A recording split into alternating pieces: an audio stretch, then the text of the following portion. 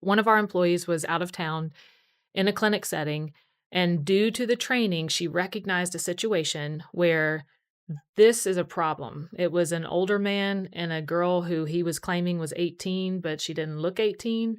And so she took action. It's kind of a long story, but the cops ended up coming to the clinic, arresting him, pulling the girl into safety, said, "Do you know where you're staying?" And they took the girl. She didn't know the address, but she could guide them to where she was staying. When they got there were 11 other girls under the age of 18. You're listening to the Good for Business podcast, where we feature interviews, tips, and tricks from owners, operators, and innovators throughout Mississippi and around the world. And now, your host, Colin Krieger. Welcome to the show this week. My personal growth guru and personal improvement buddy, Amy Bogue, is here. She is we're going to call her the executive director, president of Dutch Health Group. Is that correct? Yeah, health services. Sure. Health services. Close enough, which is our motto here at the Good for Business podcast. Held at Catfish Alley Studios, which is unbeknownst to me, and I'll tell that story later. Your little brother, big brother, owns the studio. Little brother owns Mississippi's only Web 3.0 studio. So, Amy, welcome to the show. Give me your pedigree first. Who are you? Where you live? That sort of stuff. Sure. Colin, thanks for having me. Such an honor. You're an amazing person in this town. We're lucky to have you. So thanks for asking me to join the show. Thank you. But my name's Amy Bogue.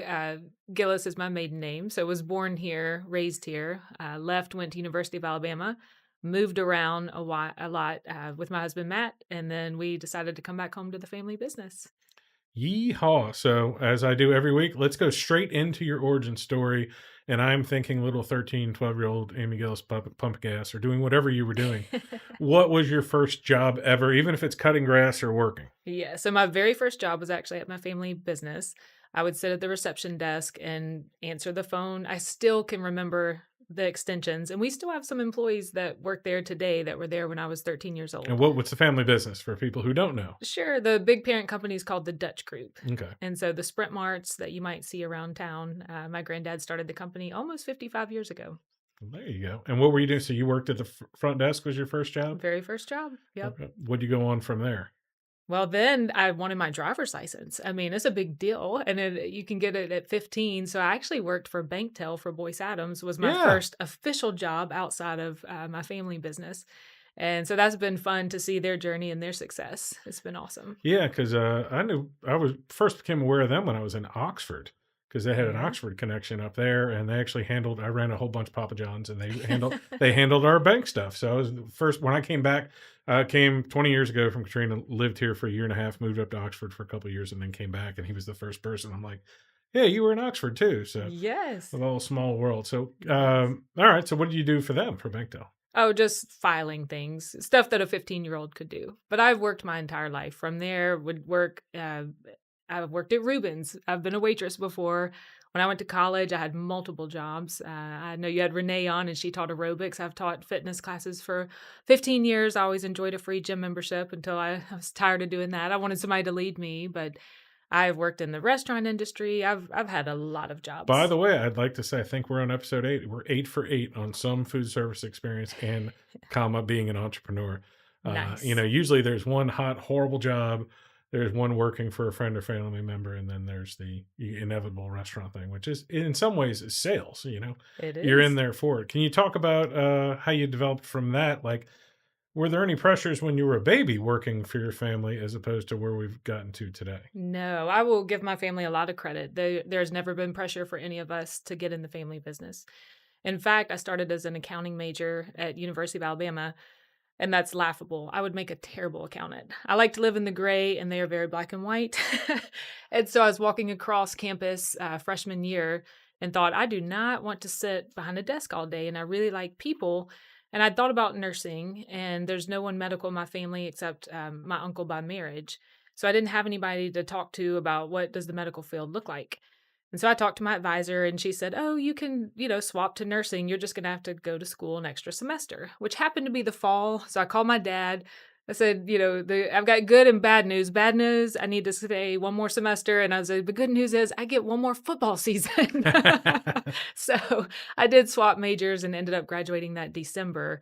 And have not regretted it since. Well, I've got a daughter headed to Ole Miss right now, and that's what they say is the most valuable class is the intro to blank, an intro to engineering, an intro to medicine and accounting. Intro to accounting and intro to engineering have the highest dropout rate, and it's usually the kids should drop out the third day. My middle daughter is going to MSMS, is interested in engineering, and they have the same problem. They have an intro to engineering class there, and they say usually about 4 classes in, the kids are like, I like math a little, but I had no Yes. idea that I'd have to know it. And they're sort of at a crossroads now where the AI and the computer's doing so much of the work, but they still have to learn it. Like, Mm-hmm. it's still not at a point where they'll allow you to get a degree and Right. not do it. So you switch gears, and did you work when you were in college at all? Oh, yeah, I would have all kinds of jobs. Like I said, the restaurant industry or mostly teaching aerobics at the fitness center. That was fun. That's pretty groovy. And okay, Mhm. so you finished school. Did you go to nursing school next? Yes. Well, nursing school at University of Alabama. Okay, well, So, nobody's going to hold that against you. So my mother graduated from University of Alabama in 1962. So she was there in the original heyday. You would have been there in the yes, second heyday, I guess. that's right. So you Um, bleed a little crimson then. It's there. My kids have zero interest in it whatsoever. I'm gonna interject with a great story of my mother, the late Patricia Martini. Her name was Patricia Martini. Her roommate was Sandra Champagne. So they were there, and she came to Wow. live down here. She knew Columbus when we moved here after Katrina as the drinking town. Like, I was like, you're not gonna know where we moved. She's like, Columbus. She's like, that's where we went to drink, and those W girls and all that. I'm like, she knew everything about what was Columbus then in the late 50s, early 60s, which is a pretty rocking town, drinking wise. And so they had her, she's like, it's her 50th reunion. Do you want to drive me over there Saturday or Sunday? And I'm like, whatever day's fine with you, Mom. I figure we're going to go hang out with some blue hairs or whatever.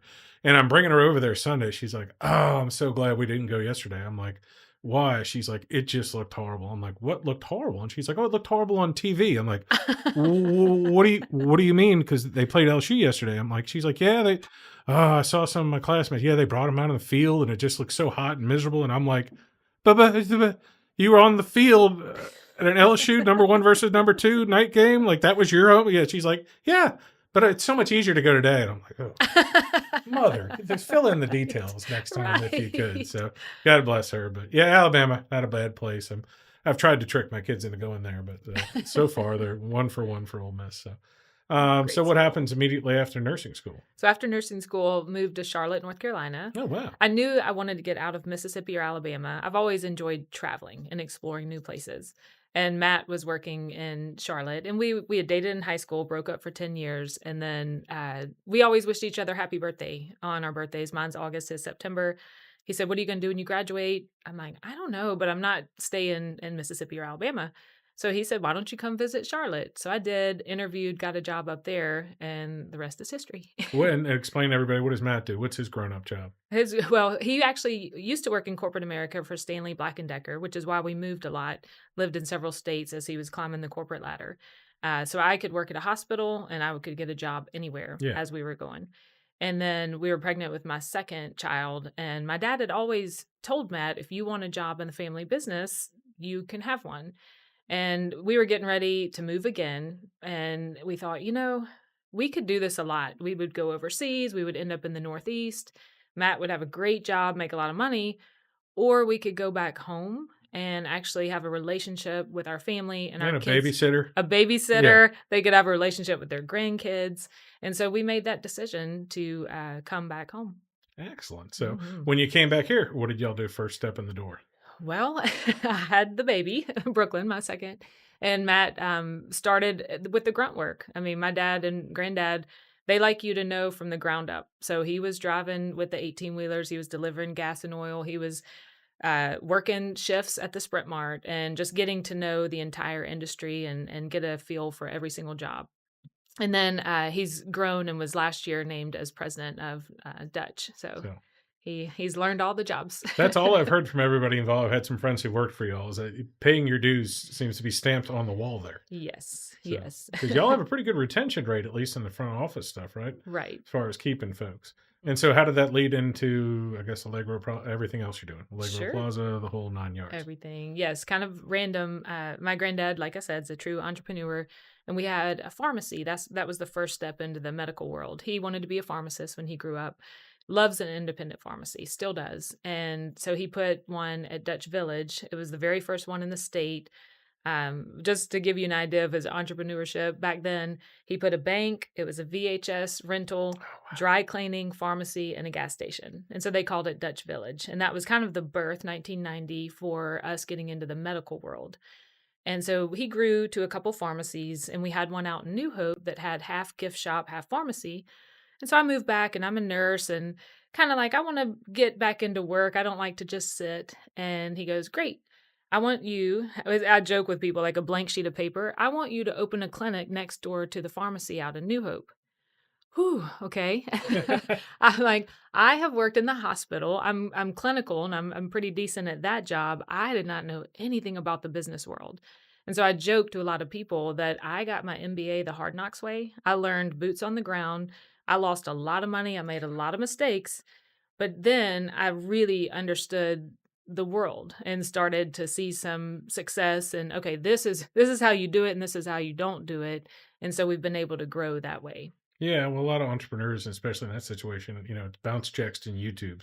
Like you're Yes. like, thank God there's YouTube around now to be like, Yeah. oh, here's an interesting idea for marketing, or how do I follow the HIPAA regulations? Because I know that that is just such a scary thing now. I've seen Baptist is about to close in the big hospital over there, and then in the middle of that, they have a huge records incidents where they violated some HIPAA rules and got in trouble. And I'm like, oh my goodness, like how do It you even is. put a number on that? I know. But Medical world is crazy. it's It's insane, and crazy. it's just my uncle is a preeminent anesthesiologist in New Orleans, and that's why he got out of private practice. I mean, he's retired now, but he's just like it's just I don't even feel safe advising people Oh, anymore and talking to them. So it's hard. Medicine's really, really hard. But so we're trying to figure out ways to make it work. and New Hope was the first one. Knew it was the first. So Yes. you wouldn't draw that on paper if you were looking at a map of the Southeast and just say, "Hey, I'm going to go to New Hope, Mississippi, That's right. population 3,700, Yes. and do it." But there was definitely a need out there for it, There obviously. was, So yes, and we started and,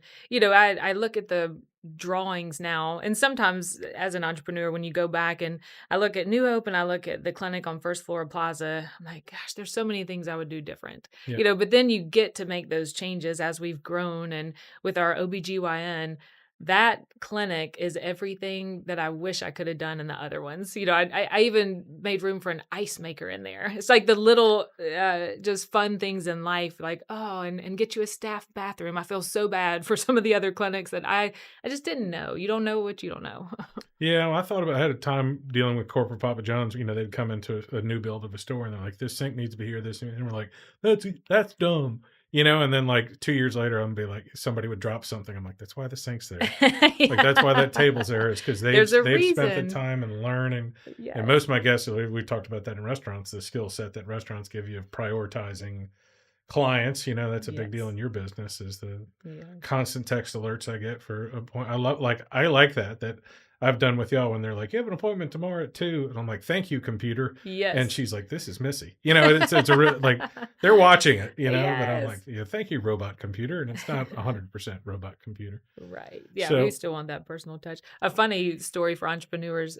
I never thought about it till I had to put the first one on, but every sign, like you're talking about the sinks, every sign that a business owner puts up has a story because you don't think that you need to put the sign up until an incident happens. The yeah, first time somebody brought a gun and threatened one of our providers, okay, no gun sign. The first time somebody brought a kangaroo into the plaza, and I'm like, we cannot have these animals here at a clinic, so put up the pet service animal only sign. So it's so funny. If you now I notice like when Zachary's had to put up their sign for the smell of cannabis, it's yeah. like, okay, something happened for you to have to put up this sign. And so those type of things are funny for me now. Yeah, so you're testing and learning the whole time. You've accomplished quite a lot for somebody in their early 30s. So congratulations. Thank you. I'm all I'm about to be 42, but I'm, wor- thank you I'm for the all compliment. I'm working the room all the time here.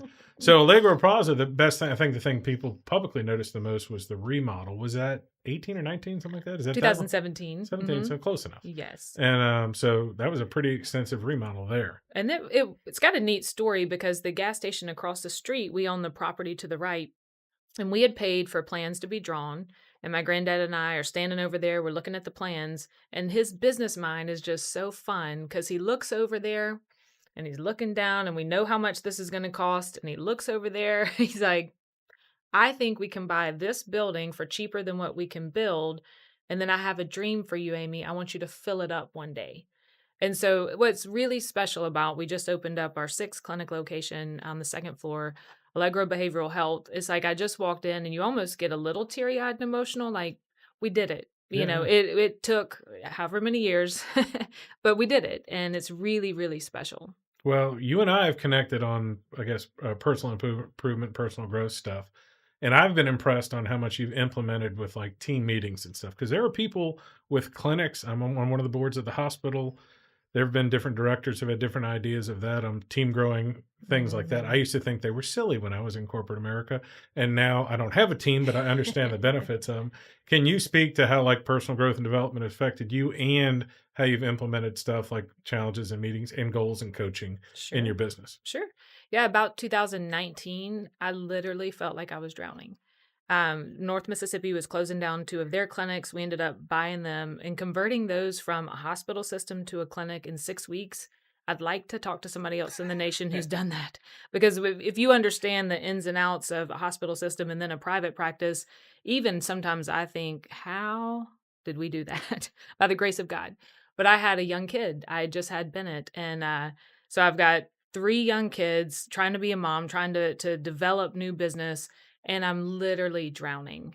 We had bought the two clinics, and then we acquired the med spa, and then we tried to open one in Northport, Alabama.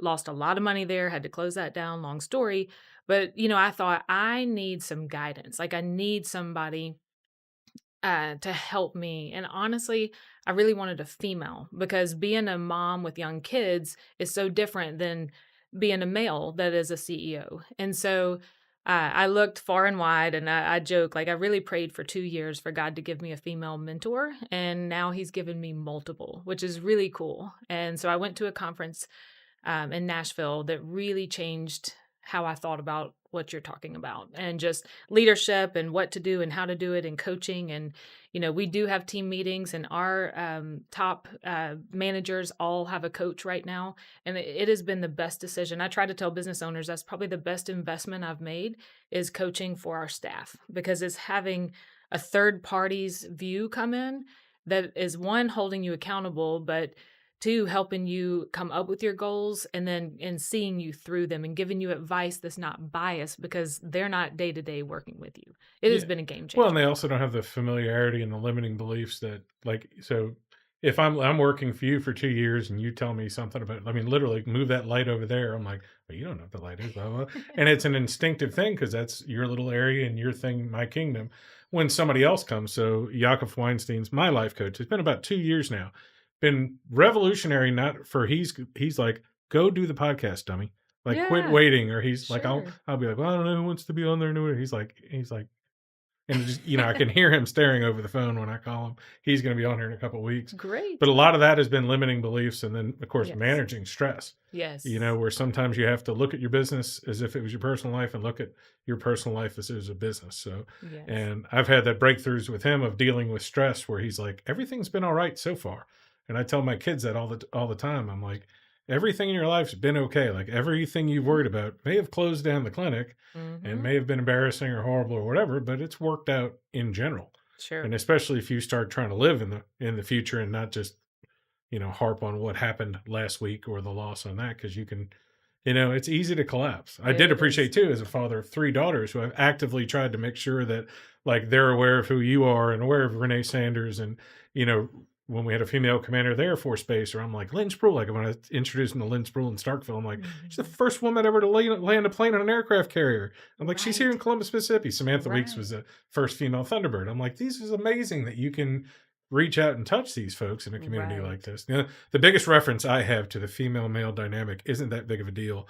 But when I see a house painted poor colors outside, I'm like, they just didn't call their wife. I'm like, no wife's allowing Right. all these black houses out there. Yeah. And so like I bring my wife and daughters and after they're like, we're going to veto all this color. I'm like, thank you. Because I can Yes. tell you when you're wrong, much like a Right. coach could, but I'm not going to contribute on the color spectrum of it. That's right. How many employees work for at least the nursing, the clinic Yeah, side? I actually just got numbers today. I'm filling out some insurance forms. So we have 177 now, Holy if you cow. count everybody. And how many counties? Is that just Lowndes County? No, I've got 3 pharmacies in Tuscaloosa and 1 in Fulton, but then Okay. everything else is here in Lowndes That's County. a lot of people. I thought that too. I thought, "Oh, I was closer to 130."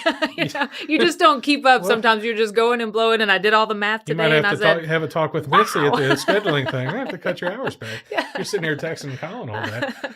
Yeah, that's a lot to manage. And of course, all the rules, I mean, depending on how they're broken up, the rules change a lot when you're over 100 people, financing and taxing Yes, wise and all that. So, yes. is y'all's biggest burden, I won't call it not, I guess, regulation, not active hands on regulation, but the HIPAA management stuff? I wouldn't say HIPAA I think everyone's well trained in HIPAA. Our biggest hurdle, honestly, on the pharmacy side would be the PBMs. You've heard that nationwide. And then on the clinic side is just the hurdles with insurance. And this is what is so hard and frustrating. If you talk to a pharmacist or a physician provider, over a certain age, they would almost tell the younger people, don't do this. It's so stressful. We're missing the good old days. And the good old days where, Colin, you come in, you need XYZ, you need the CT. I'm a doctor. I know what you need. I write the order, you go get the CT. Now it is so many hurdles. There are so many hurdles to jump through. So, Colin, you need a CT. Hold on. What insurance do you have? Oh my Get an God. Now we X-ray got to first. get, well, yeah, you got to get a PA. And then some insurances are, they will have we call them the suits, calling the doctors saying, well, tell me your, plan of action. And oh, no, I do want you to go get therapy first and then an X-ray, and then we'll let you get the CT. That's very frustrating for medical professionals, whether that's pharmacy, clinic, because we didn't go to school to treat people based on what insurance they have. We all just want to treat the patient to the best of our ability and what we think is right and fair, and not have someone say, oh, sorry, you can't do this. It's very As a frustrating. person that's paid out of pocket for 3 MRIs just to forego the 6-week process for my wife. And like, we're friends with everybody at Columbus Orthopedic, and we can go to your clinic, and now I can at least go to Columbus Orthopedic. I'm like, my ankle's broken. Like, do we need to do this whole dance? And they're like, no, you can come in here. But like, if you start, they'll be like, okay, go over there, do an X-ray, do 6 weeks of therapy, then you get an MRI. And so for my wife, who's 25 surgeries in, we've gone to the imaging center, and I'll be like, what's the rack rate? Right. Yeah, That's can right. I just give you money? And it's a surprisingly low number, folks. By the way, it's not $200, but it's not the $1,800 that insurance bills, because you've already gone through all these processes before to get to that point. Mhm. And they love it when you come in there. I'm like, I was like, I need an MRI. Like, for fun? I'm like, I can do it. They're like, well, you're insurance. I'm like, no, I'm just going to pay you because Dr. Edwards is waiting to do the surgery, but he needs the It's MRI. And so if he orders it, frustrating. and yeah, the pharmacy stuff, I've been watching a lot from Chris, what he posts Yes. about it. And Yes. it's scary. So was which, by the way, favorite backup pharmacy in the world other than your family pharmacy, the Hey, we're donut, friends with the them. donut shop one. So were y'all still affiliated with them? I know they just shut down, right? Yeah, we're shutting down at the end of the Is it week. today? And it would Yeah. be due to the PBMs and the low reimbursement. And we're going to focus our efforts on the 4 bigger ones in town. You have to have the volume, and that store's just smaller. And so, due to PBMs, I'm trying to tell legislators, like, this is our 3rd one to shut down in 3 years, two years. And so there's been some movement, but we also have a lot of pushback. And I wish that we would model Arkansas and some other states that have really taken action. And I feel good with the traction from administration and nationwide that we will get there. It's just how many more have to close down until we do. And as a state legislator here, I know it's quite a fight this last year. Was it receptive to it, or they're only there? They're only look, and I'm dealing with it with the MS stuff. Most of them don't even know. Somebody usually coming down for the Speaker of the House or something is given not orders, but been like, this is bad. And then no matter how many times you scream at them, like, this is good, this is good, this is good. And then, of course, the lobby gets smaller for independent pharmacies every year. It's so But, like, hard, yes. I've told this story now 3 times on the podcast. I'm going to say it again. So February, Super Bowl Sunday, we had a party at our clubhouse and our TV was broken. So I rushed to Walmart, where you should have gone to Cowboy Mahoney's, but it was like a Saturday morning. And I called my wife. I'm like, have 70-inch TVs always been $250? Is it a special? She's like, no. I'm like, why are they so cheap? And she's like, you haven't been in Walmart in 3 years.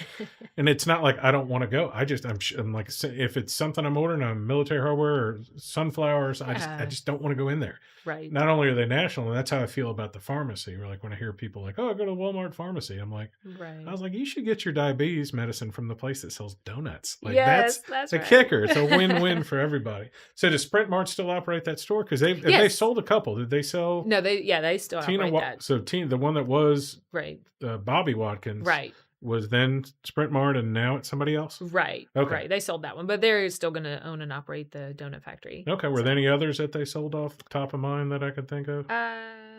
I would have We're to not ask going to Matt. be That's we're not Matt's world. we're not going to be against them. We're not going to Yeah. boycott them. No. I've been working. Well, just look for the Sprint Mart because it would be branded Sprint Mart. Okay, so they changed the name. Yeah. Yes. And I mean, we knew Bobby when he was there and stuff. Yes, and he's so, fantastic. and yeah, now I've moved my entire lobbying power, all the strength I have, and telling everybody that we're pressuring Mr. John at United Deli to move out to over by the industrial park, Oh, and that yes. he could retire in a couple weeks. So he's happy. We where love he is. him too. We support I'm him. going to try to get him on here. That will take a lot to get him to. He doesn't even want to talk about all the good deeds he does. So Yes. No, I'm going to he's work awesome. on that. So I will tell you a fun story that most people don't know. When you sit down and say somebody wants to talk about the beginning, when you have that blank sheet of paper and you think, I need a logo. And so not many people know this story, but my pastor from college also had a degree in graphic design. And so I heard you and Scott talking about the green, and our logo is green as well. And he had done a lot of research about, okay, green is calming. And, we don't want to be red like the emergency room. And you go through all these colors and things. And so we landed on the logo, and I remember he only charged me $300. And at the time, I mean, I'm brand new in business. I'm like, this is so expensive for a logo, then you And bought so- the actual sign. right? And it's laughable now. Like, Karen at Neon would be laughing, like, "Oh my God, $300." That's all you got. Yeah. Yeah. So it's fun to go back, and the story of how we named it. Not many people know this, but what's on our very first Medicare application was Community Care Clinic, because we had to put something to get credentialing started. And the name just bothered me and I didn't like it. And I'm just sitting there going, this is not the name of the brand that I want to help create. And but I wanted to honor my granddad, but he's very humble and he would never want his name anywhere. He doesn't even, not a lot of people know that he started all this stuff. And so I was at his farm. He raises and races Arabian horses. And there's a rock out there that says Allegro Farms. And as soon as I walked up that day, it was overwhelming. Like, that is the name of the clinic. And so it was pretty fun to go into his office. And I told him, I said, all right, I'm changing the name. I know what I want, but I need his approval. May I name it Allegro Family Clinic? And he goes, I like that. So it's set and it was fun. It's not way back when, but 2013 is when we started. We still had phone books. And so my name starts with an A. Yeah. Allegro starts with an A. Allegro means fast. I wanted to be a fast walking clinic. So you pretend you're answering the phone, Amy from Allegro. I'm like, that sounds good. I like it. Yeah. Well, like I went old school. My phone number's 329 sold. So like I spent that time and people are like, why did you do that? I'm like, well, there's still a generation of people who did that. That's right. Touch on real quick, like the legacy of the Gillis family. So what did Grandpa do? Was he the first one in big business or what was he doing? Yes. Well, he used to work for Shell Corporate, and he's really good at real estate. It's kind of a hidden talent of his that he would tell Shell or suggest to Shell where to put their gas stations. But he also, because of corporate America, just moved a lot. And he had 4 young kids, and my dad was changing schools all the time. And my great-grandparents lived here. And so he decided, I think he was 29 or 30, and decided I'm going to stop moving and settle down. Sound familiar? Yeah, it does. Yeah, it's a very similar story. And so he moved here and started his jobbership, and his Volkswagen was his delivery car. His home phone was the business phone number. And so it's really neat to see how he's grown from there. And he has the stats. I can't quite recall if there were 12 jobbers when he first started here, and now there's like 2. There were some really hard years. And he pinched pennies, and there were days like, are you going to make payroll? A lot. Sometimes as a business owner, So you he was in put, the 50s and 60s is when it started, or probably 60s? yeah, somewhere in there. I should know the year Well, if I I did know, the math I reverse. know when Shell started, and Right. then like being in New Orleans, Shell was a big deal down there until Yes. the crash in like the early 80s. So Yes. yeah, so that's what they say, for every economic crash, there's 5 oil crashes or dips. Mm, Like it's talk it's about a hard. volatile business. I mean, everybody needs it and it's got to be there, but Mhm. it's also It's not quite as hard. fun, and you're not making dollars, you're making pennies No. off every little thing. So Thank you. Most people think it's a ton. I'm like, no, it's barely. Sometimes you're losing money on that. We really need people to buy your soda. And it's kind of like what you're saying with the pharmacies. The big chains can make it because they're making money off the milk and soda. A lot of times gas stations might even lose at the pump, but they're really hoping you come in and buy your biscuit or your drink so they can make it work. So that's there's a why misconception there. I tell Mr. John every time I come there, he's always trying to give me. He's like, "I'm sorry, the gas is more across or less across the street." And I'm like, there's a small percent of the population. I want the pump to behave, Yeah. which is what I loved about Bobby Watkins, and I love about majority of the sprint marts, where they don't ask me 6 questions, they just ask me 1. And Right. if they ask me Right. more than 1, I'll file a complaint with corporate and be like, "Why are you asking me 5 different questions? I just want to pump my gas." I don't like, to me the price is, I mean, I guess it's relevant. I only notice like when it hits $80, Right. depending on which car I'm in, and then it starts to break my heart, and a single tear comes That's down, and all that sort of right. stuff. And your dad worked for him too. Oh, So yeah, since he was 18. Same thing, he started from the ground up, and then he became president, and then he, named Matt that last year. And so dad's working on just really big, high level. We bought a family business in Huntsville, Mississippi. Pretty neat story 'cause Mississippi or I mean, Alabama? Alabama.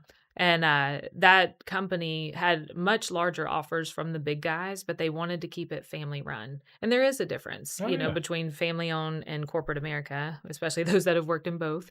And so that was a pretty neat deal that they've still been working on. And yeah, I'm proud of them. They've done a good job. that's pretty cool. Well, I mean, it's exceptional to get past the second generation. So congratulations on Ooh, that. Like thanks. exception. I mean, yeah, that's up in the 70-80% range. It usually takes families to have hundreds of $1,000,000 to be able to afford for their kid to just completely screw off and not do, Hmm. because there's pressures in both direction.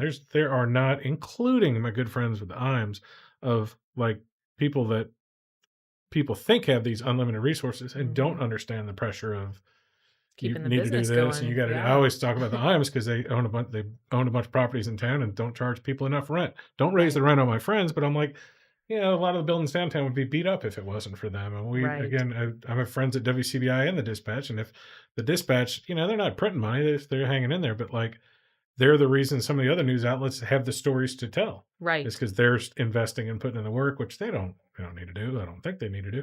right. As I tell my kids when they'll say something not about them, but they'll be like, "Oh, their dad did this." I'm like, I hope you're somebody saying that about you one day. Like, that's literally my goal.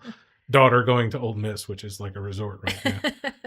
They tell me we were at Old Miss tour, and they're like, "By the way, we're gonna have a second set of ropes course up next year." I'm Nice. like, good. But they have 15 mental health counselors and Pilates. And I'm like, Great. and she's going to school from 10 to 2 every day. And my So proudest nice. moment, she's a hard worker. She's like, she wants to get 2 jobs. She's like, I can get 2 jobs if I want to go to school. I'm like, Yeah. please enjoy college for 1 semester and then go work. So, That's right. So clinics are rocking and rolling now. Let's start mhm. talking about some of the new stuff. You had somebody come in town last week and we were just telling a Yes. story. So share some stories. Sure. No, we like to do, like, I try to tell our staff, we want to make a profit so we can turn around and pay our people fairly and give back to the community. Like, those are the big goals. And in doing that, we also want to help educate the community. So about 2.5 years ago, got to hear Tim Tebow live, just in a room of about 35 people, and heard his journey on how he got into human trafficking. And I, like many others, you hear that term and you feel like it's so broad and you don't really know what it means. And I do feel like we need a rebrand at some point. But I was just like, wow. And at the same time, we had a coworker going through an issue where she figured out that a family member, who happened to be 3 at the time, was being trafficked here in Columbus, Mississippi. And so that's what really, between both of those things, got me thinking, oh my gosh, we've got to do something. And so started this journey of learning all that I could. And I'm in a group nationwide that gets together twice a year to find solutions for this problem. And there's some big people doing big things. One of our friends took down Pornhub, like really big deal. One of my friends met with Melania last week from this group. Like there's some traction happening and people are starting to understand this is a problem and it's in every single community in every state in the nation. And so we'd done some education with our staff starting back November, and then we thought, what do we do when we identify? We're actually able to make an identification of 3 children who reached out for help in a month's time that I wasn't really prepared for because, okay, we trained our staff, we made some identifications, now what? And that's what was missing was the now what. And so I'm in DC in March and I was sharing that with a friend. And she goes, "Oh, you need to go meet Ashley Chapman. She's sitting over here. Talk to Ashley. Tell me about your solution." So she did. It's called Just in Time. I said, "I want to do this." She goes, "Well, we've been working on it for 2 years. I need like somebody to roll There's it somebody out." to do it. Yeah. And I said, "I will be your tester." And so we worked so hard from March until 2 weeks ago. Their team did a phenomenal job getting everything ready. And it took, I was telling a friend, I didn't even tell anybody how much work I've put into this and how hard work it's been, but it's so rewarding. So for 3 months, like just in the grind, getting it done. And then we were able to launch it 2 weeks ago. And just in 2 weeks' time, we've had some stories coming through already, and it is opening people's eyes of, okay, now I know what to look for. But not only that, our platform, we have one that's just specific to Allegro clinics and our protocols and education, but then we gave one to the community. And we want everyone to have access to this, everyone to save it on their phone. So if you're curious about a situation, you can look and see. But one of our employees was out of town in a clinic setting. And due to the training, she recognized a situation where this is a problem. It was an older man and a girl who he was claiming was 18, but she didn't look 18. And so she took action. It's kind of a long story, but the cops ended up coming to the clinic, arresting him, pulling the girl into safety, said, "Do you know where you're staying?" And they took the girl. She didn't know the address, but she could guide them to where she was staying. When they got there were 11 other girls under the age of 18. And she came into my office to tell me, and I'm just bawling, like I'm crying. And she said, "I've never seen you cry." I said, "Well, like on one hand, I'm so sad for these girls. And it's oppressive to think like they have been living in this situation. But on the other hand, like I'm crying because I'm so proud of you for taking action."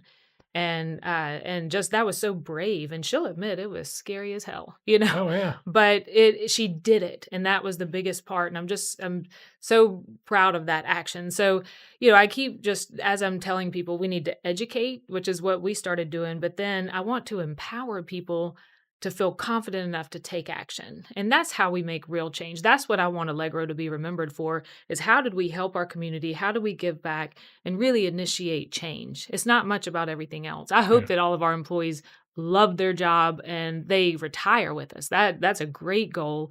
But even more than that, like in 50 years, when you hear the name Allegro, it's like, they positively impacted the community. That's the big goal. Well, and something like that, where you said human trafficking is such a big cause. I started helping Zachary's with fundraisers because they were doing like an American Heart Walk and nobody showed up. And I'm like, it needs to be the local guy with the heart problem. Or if it's autism, it needs to be the kid, which turned into like what Rowdy's doing, what Scott's doing with Rowdy. You need that name. And I think probably the biggest challenge, y'all are on the front line as far as noticing problems. I guess teachers and maybe police would be the next along y'all's level of contact and being aware, but is the fact over fear situation. Whereas everything I see is a lot of times the Facebook lady about the white van that happens to be in their neighborhood. And you're like, and then you go back to the real statistics of like, in Mississippi, it was less than 1% abductions. Yeah, and it's like pure kidnappings. And when people think of that, they think kidnapping and ransom. They don't think like just being taken and given drugs and stuff. But it's such a big intangible thing to where like, I didn't see that story about that if you hadn't shared it. You know what I mean? Like that deserves to be shared because that's real as opposed to some rumor on Facebook about somebody doing something here, Right. And it's just not tangible to some people. And the more it is, and like you said, the more people have courage. I encourage, I spent some time in the newspaper chasing cops. So I tell my wife and kids, I'm like, call the cops every single time anything happens. My oldest daughter works at Zachary's. If somebody inappropriately hits on her, I'm like, call the cop. I'm like, throw them all in jail. Like, that's it. Like, cause you just, until my daughters got older. How old are your children now? They are 14, 12, and You 9, got so any we're of in them the working thick yet? of You it. got them Yes, my tied to a oldest gas pump? Or? yes, my oldest started with the grunt work. He has done all the lawn work, when he's working in between sports. Yep, put him to work. Yeah, that's what you got to do. That's my hard. Yes. What do they said that your kids don't listen to you because they're too busy watching what you do. So it's a good thing if you Yes. get a hardworking kid and you can, Yes. they'll at least respect work and respect that That's right. side of part of it. That part of it. So both for the human trafficking, we're going to come up with a better phrase in the next couple of weeks, and Allegro. This is the pitch away. What's the best way they can support that and support you directly? Sure. Well, I did want to take out some paid advertisements that gives the QR code to get to the app, and so I did that with the packet, and I'll be doing that with the dispatch as well. We'll try to do a big social media push. I want it as easy as possible, just for people to scan the QR code, then you save. It's an actual website now. They're trying to turn things into an app, but you can save it to your home Well, screen. now that we've got fancy video, we'll put this QR right here. Isn't that lovely? Yes. See, there you go. We're on a roll. Great. Yes. And then I think, just supporting us, whether that's recommendation or coming on in, like our behavioral health got started out of COVID. I just was sitting there thinking I was the very first one to swab somebody for COVID in our system, because I'm not going to ask my staff to do something that I'm not willing to do myself. And that was back when you had to go all the way I to the back. remember. I was dressed out head to toe. It's so funny now when we look back. But I started thinking people are not going to be okay. And we need to do something about that. Just the isolation, all the rules and regs, the changes. And that's what birthed our behavioral health that we started at Allegro East. And I told our staff back in December, I said, I really want to expand that. I didn't know what that looked like. I was not planning on opening a new site.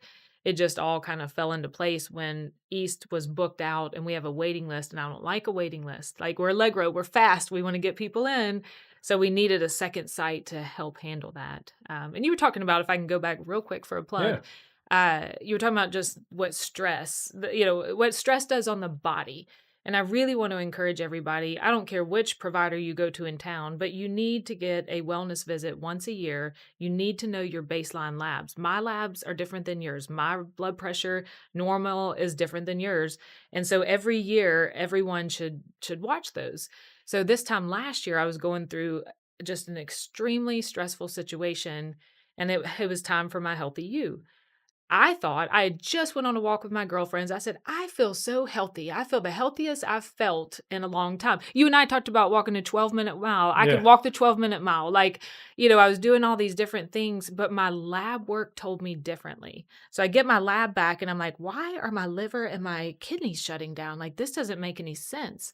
And so I've started to put together the amount of stress that I was under was literally like my organs started shutting down. So then I had to figure out, what is my new stress management strategy?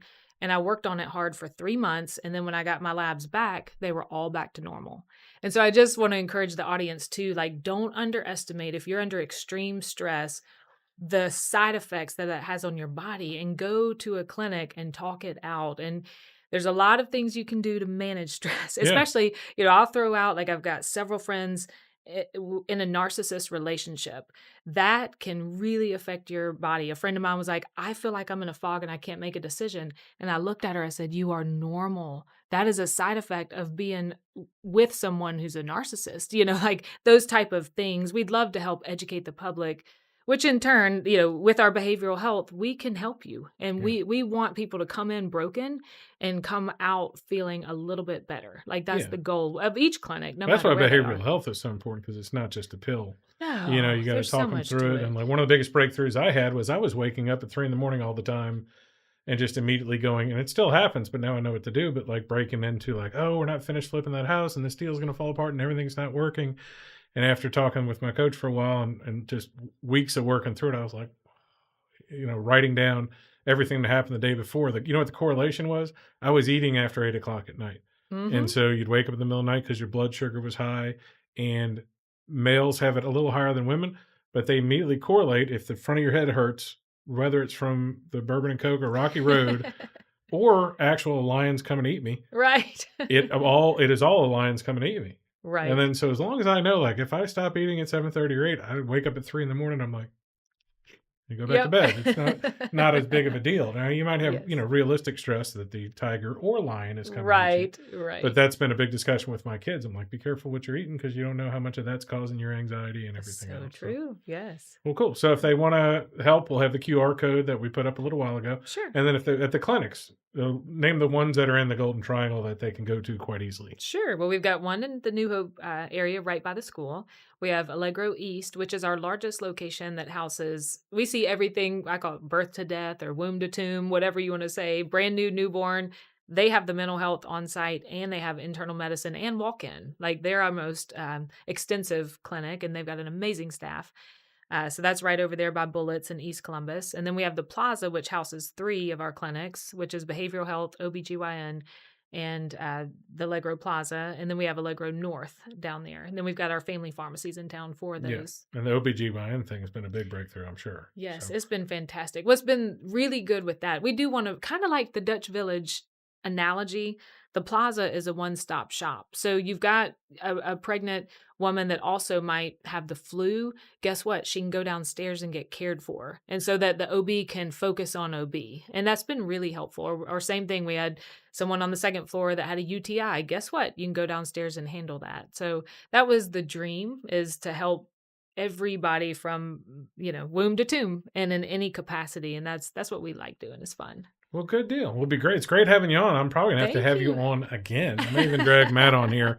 I But know. I'm fascinated by the family story and not only that, but the stuff you've done on your own is incredible. And Well, it's going thanks. from accountancy to becoming a nurse and then becoming. Oh, I told you I would tell you something I haven't shared. Okay. You want to, and so we Yes, have let's time do for it. that? Yes. All right.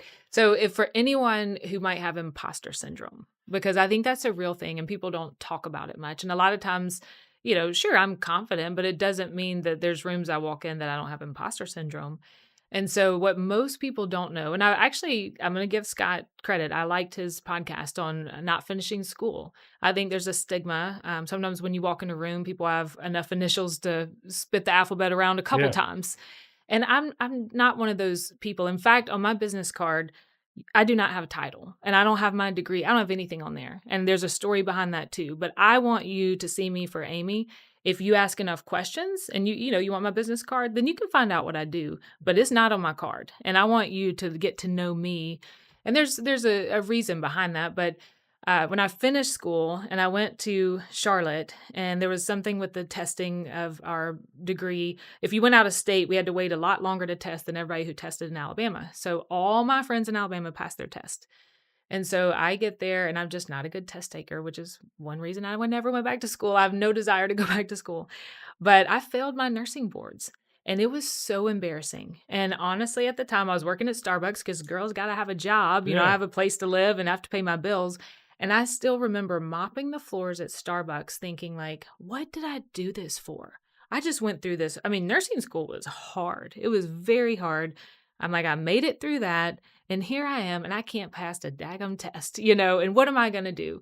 And just to encourage anybody out there who's not a good test taker, I was lifting weights at the gym and there was a nurse there. And actually, I lost my first job. I forget that part too, because it all runs together. Because the time that it took, they're like, we can't hold this job for you anymore. You didn't pass your test. Okay. I was going to go into OBGYN actually. And now I'm glad I didn't do that. But so I'm working out. I'm like, man, I don't know what I'm going to do, and she goes, oh, I know somebody who can teach you how to take the test. And so her name's Barb. We're still friends on Facebook. She is very dear to me because for 4 weeks, she taught me. It's not that I didn't know the material. I didn't know how to take the test. And so I went in and I aced the test. And, it's like, okay, then I got a job. But that hard path to get there has made me so much more empathetic, sympathetic to someone who also might be in that situation. So we have hired people who haven't passed their test, and I'm going to give you a second chance because I needed a second chance. And so now you fast forward and I actually have a meeting this fall, but I've been on the board, University of Alabama's nursing board for however many years it's been, almost 8, 9, 10, I don't know. But I've been chair.